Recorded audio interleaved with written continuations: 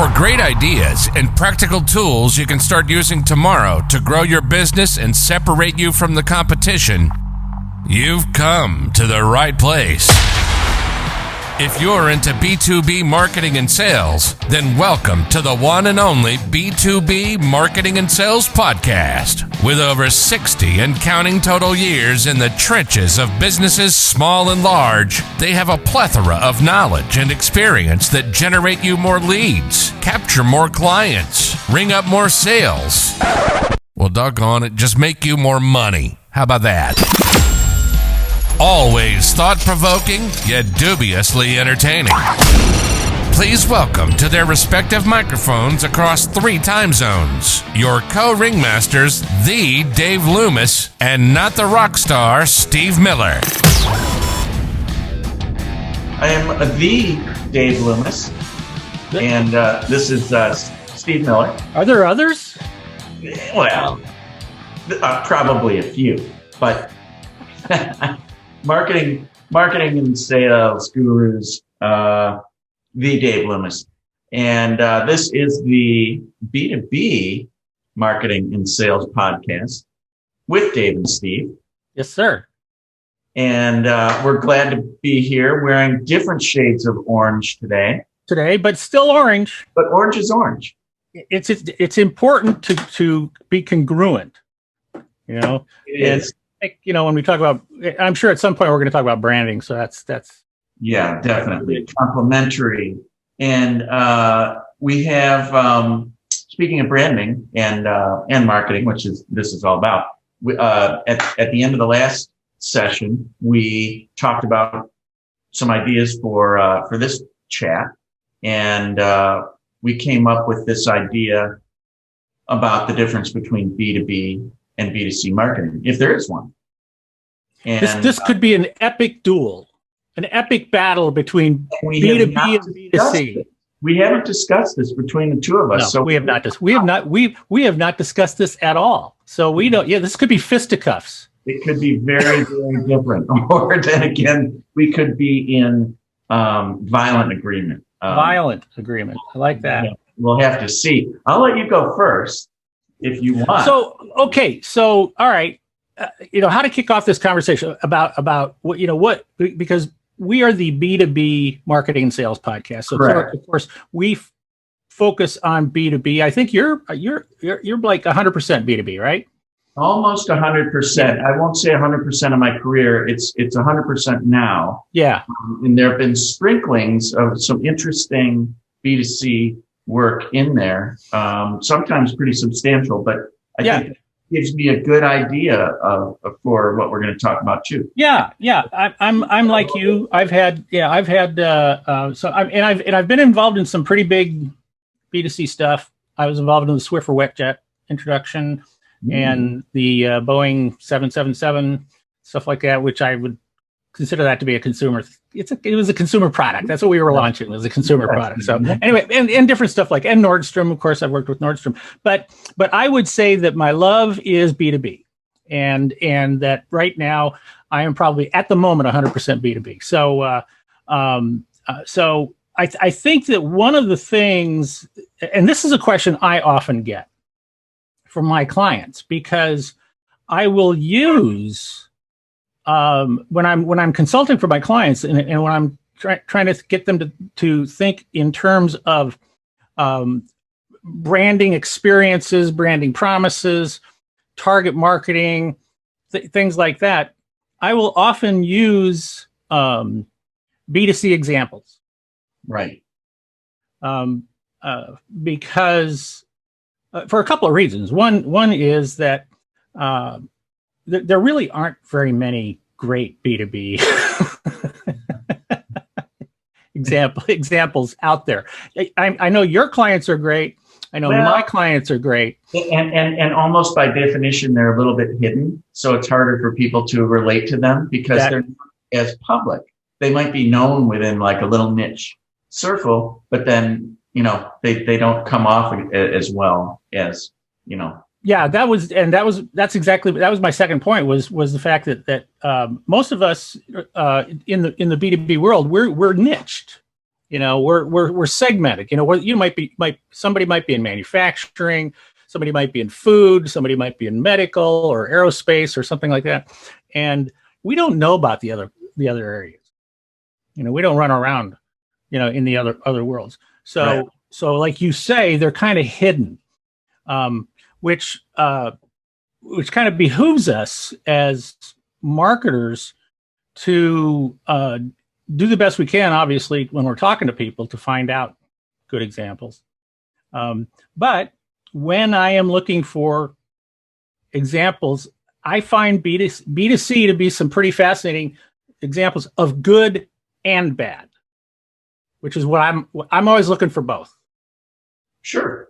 Yeah, absolutely. So would you say that there's a big difference between B2C and B2B Oops, marketing? you're frozen. Oh, no. Oh, there you are. You're back again. So, Okay. so would you say what? Would I say what? Would you say there's a big difference between B2B and B2C marketing?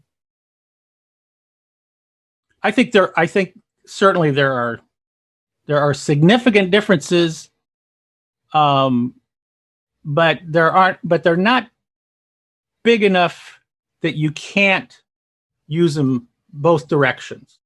Okay. Mm-hmm. I mean, like when we say B2C, we're talking about to an end user, a consumer is who we're talking about. Correct. So if we want to target market, then the idea of having an avatar, for example, is a very good idea. You want to know specifically who your target market is. So you can have an avatar, and that avatar can be a person. So like when I was working with Nordstrom, and this was really the very first time I ever even heard of such a thing. They did not use the term avatar. They just said their ideal customer, whose name was Barbara. Right. And so a persona.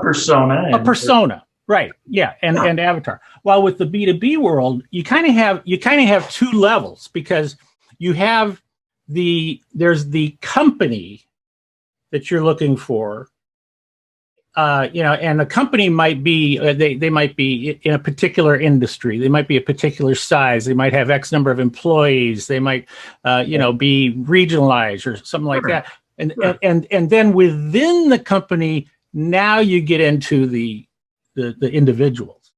Right. And those individuals can also have personas in the B2B world. In fact, I have created sort of pretend LinkedIn profiles for made-up people.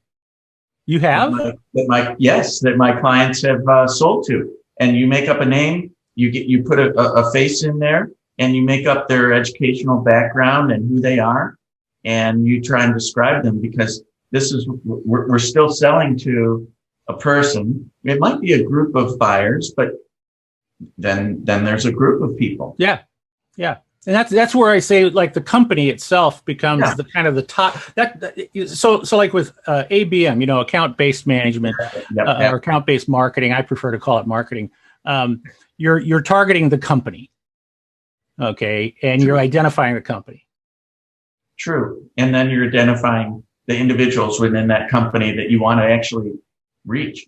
Then you drill down and you reach them, and at that point, you certainly want to develop a persona or avatar, whatever word you want to use, for that person. Because I also think that, and you tell me if you think this makes any sense. I actually think that in the B2B world, our relationship with that person is almost more important than a relationship is in the B2C world. That's really interesting. It is vital in the B2B world. There's no doubt about it. It can be generic in the B2C world if you're selling a Swiffer, like you mentioned. You may have that avatar persona for your ultimate Swiffer customer or customers, or have a few targets, but you might not get to meet that person. Probably won't. You want to sell millions of these things. Right. Now a car salesman at a car dealership, I suppose that's B2C. Yeah, sure it is. And they often try to build some relationships. So there's exceptions, but I think you're right. But you see, even there, I would say, like how many car salespeople have stayed in touch with you and kept a relationship with you over the years? Maybe one or two, but Okay. but it's very rare, and they really don't remember me because they try and sell a car a day. Yeah. So it's not. So to me, it's not a relationship. You know, Right. they kind of pigeonhole us. When we're in the dealership, we're their best friend.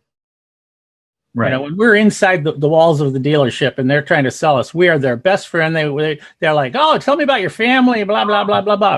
And then nothing. Ghosted. You're ghosted the next day, and I feel so slighted. So I have another question for you. So, do you think that the buying process and the buying decision in a B2B company is always rational, or at least more rational than it is for, say, a B2C transaction, which one could often describe as impulsive or more emotional? What do you think about that difference?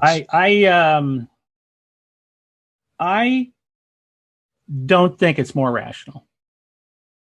I think I think B2B is a classic example of buying on emotion and justifying with logic. I love what you're saying, because I have come in contact with people before who are absolutely 100% convinced that B2B buyers are rational. And having been through that process with myself and with customers many times, I've got to agree. People still buy from people that they like, and they often justify, like you say, what the decision that they're making. And you may be able to argue that it is perhaps more rational, especially if there's team decision making. Mm-hmm. But I honestly think that it's not as rational as people make it out. I'm sorry, I didn't mean to. I stepped on you there. That's okay. No, it's just not as rational as people make it out to be. Yeah, I completely agree with that. It is not as rational, and and in fact, even the concept of buying teams, for example, when they have that, Yep. My experience has been, what? There's one person that is going to make that decision, and will have enough influence in that room to pick who he or she wants. The buying team thing to me is they have conversations. They're involved, because you might, on the buying team, you might have the person who's writing the check. You might have the person who's operating, let's say it's a machine, right? They might be the operator of the machine, the technician, something like that. They're the user, so to speak, right? You might have the person who is, whose project it's part of, right? Yep. You might have that person, but ultimately you also have a person who is the decision maker, right? And that's who I always look for, that person. Right. I think a lot of people think that B2C is so different than B2B because they think of the extremes in their head. And they jump to something like a candy bar, which is, food on a grocery shelf. And they think about advertising. So they think about, well, it's a Snickers and, that's sold. And then I see TV ads, on sports games for Snickers, or I see it on social media or something on Facebook. And, B2B, people are buying machines and dirty stuff, things like that. And they don't make decisions, and they certainly don't advertise. But when I was thinking about it, I was, and I'm thinking about what my current clients are doing in B2B. They're not selling candy bars, but they're actually doing digital advertising. They're doing lead gen. They're advertising or putting content on LinkedIn to try to, attract people. They're nurturing. They're going through these. I kind of wrote out these steps of. They're still going through, research. It's not consumer research in the same way, but even if they're selling machines, my customers do research with the operators of those machines. Mm-hmm. Yeah, absolutely. That's a consumer of that. They're going through product development. The Snickers people have R&D, and they do trials of different ideas. They do promotion and advertising, obviously, which is what people think of. But, and then branding, I get to branding and I think, I love some consumer brands because they tend to, really good ones tend to also have like a lifestyle associated with it that you want to aspire to and you feel some emotional pull. Mm-hmm. But then I thought about Caterpillar. They make heavy machinery that I guarantee, you can't just go out and buy one of these backhoes, as an individual, like living at your house. You have to go, you go through a dealer. It's a B2B. Sure. So, yeah. But they have a very, very strong brand that people know and that are energized by on an emotional level to the extent that they wear garb and hats that say Cat. And that's and that was going to be my next point too. Is that think about a trade show. Like if you go to a big trade show, you're going to see putting contests, spin the wheel. You're going to see maybe some booth babes. You're going to see all this stuff that really have nothing to do with what you would say is like that traditional B2B type of approach of marketing. These are very these things are being done to entice the individual, right?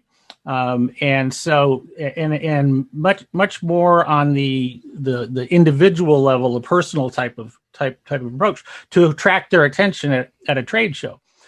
And also, I tell my clients all the time, hey, the people you're trying to sell to in the B2B world, they go to movies. They have midlife crisis. They have children and grandchildren. They go shopping for clothes. They all do that. You're still people selling to people. To me, that's ultimately what it's all about. That's true. And then let's take it a step further to the, digital age now and to e-commerce because, depending on whatever the price of this item is that somebody's buying on a B2B basis, especially if it's a repeat buy and they want to make it easy, smart companies right now are making that available via e-commerce, and don't you think that person who's buying it, in between on their lunch break or maybe while during their business day, but definitely night and weekends, they're buying stuff from Amazon and shoes for their dog and you name it. And those are like becoming flawless, easy, simple transactions. What if your B2B e-commerce site took 3 or 4 times as long, was clunky, reminded somebody of something from, the late 90s? What if? Well, they would judge it against the Amazon site. It's on. That's right. Yeah, because we're used to the seamless workings of Amazon. And also an interesting thing about that is that, Amazon sells to both sides, business to business and business to consumer. Yes. Right. So you might be at the office and you go on Amazon. Right. And then you go home and you go on Amazon. It's the same experience. Yes. It's the same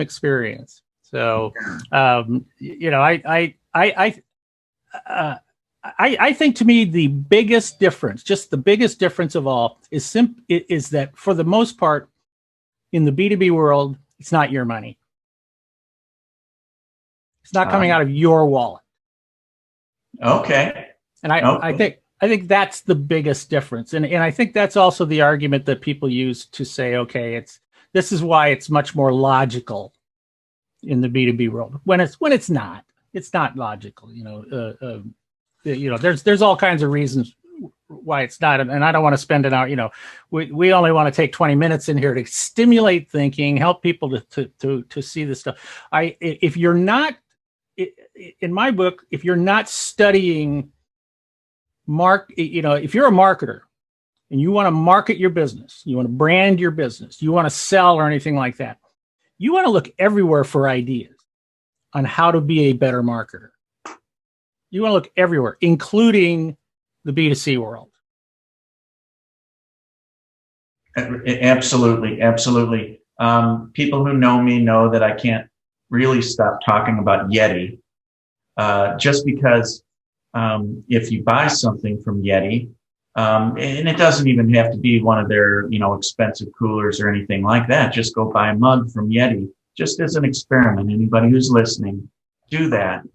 And then sign up for their emails and just go through the experience of buying something and see what happens and see the communications that you get and see the lifestyle that you just almost can't resist wanting to lead because you bought this product, and the quality of it, and all the pieces of the branding that go with it. And I keep saying to a lot of my B2B clients to do this, and that we should be trying to mimic this kind of communication and this kind of experience. And back to what we said last time, that a brand is a promise of an experience. And, there are some consumer companies that do it so well. Yeah. Yeah. So, I think we're about out of time here. Hope we're helping to make you think a little bit, right now. Of course, we if you got comments, please give us comments, give us likes. Yes. It's too bad you can't pick which one of us you want like the best, but oh well, we'll work on that in the future. Well, we're complementary. We both wear orange, so we both wear. You know what? You cannot go wrong when you're wearing orange. Orange is the color of life. Correct. I don't know. So I know. So we're gonna cut this one off and then come back again in our next episode. Did you have another topic, or did you want me to? Oh, throw something out. I think that an interesting topic would just be to answer the question, what is a brand? I love it. What is a brand? And what is a brand? So that's what we're going to talk about next time. And we didn't have too many fisticuffs today. We really didn't. But it was a healthy conversation of back and forth, and hopefully we did get some juices flowing with people. And if you disagree, let us know. Yeah, this is fun. Let Dave know. Okay. And then I'll blame it on Steve. I have a very fragile macho male speaker consultant ego. So okay, I don't believe that. So all right, bud. Okay. See you next time. We'll see you next time. Bye, everybody. Bye. Thank you for listening to another episode of the one and only B2B Marketing and Sales Podcast, the source for B2B marketing and sales insight. If you enjoyed the podcast, please be sure to subscribe and leave these old guys a 5-star rating. Check the show notes for any links and contact information. You can always contact us by going to b2bmarketingsalespodcast.com. Thank you, and keep on marketing, keep on selling.